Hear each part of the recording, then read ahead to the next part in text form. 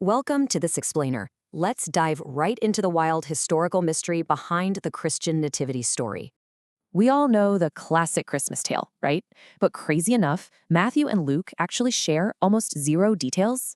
Matthew gives us wise men and King Herod, while Luke totally focuses on poor shepherds and a humble manger.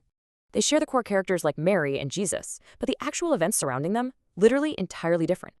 To figure this out, we gotta check the historicity. Do their timelines and facts actually line up with reality? Well, here's a massive problem. Luke sets the birth during Quirinius' census and King Herod's reign. But wait, Herod died in 4 BCE and Quirinius didn't even govern until 6 CE.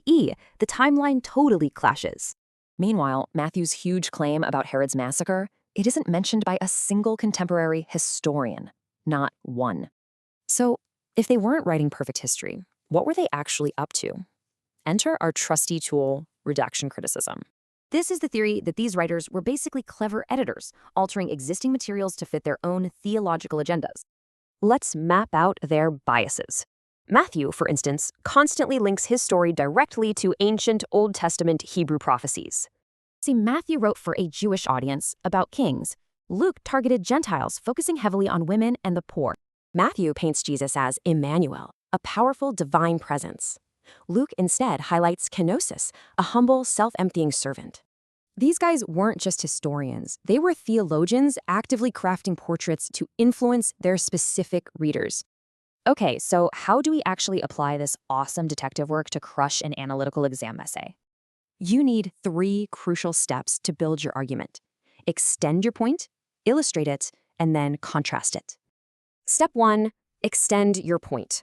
Argue that for redaction critics, history and theology are completely inseparable in these texts. Step 2, illustrate.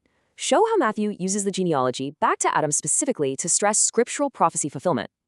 Finally, step 3 is contrast. Sharpen your point by weighing the search for historical facts against deep theological meaning. To a redaction critic, history is literally lost in the mists of theological time. That's a perfect exam perspective. So I gotta ask, does knowing Matthew and Luke's true theological motives completely change how you read the Christmas story?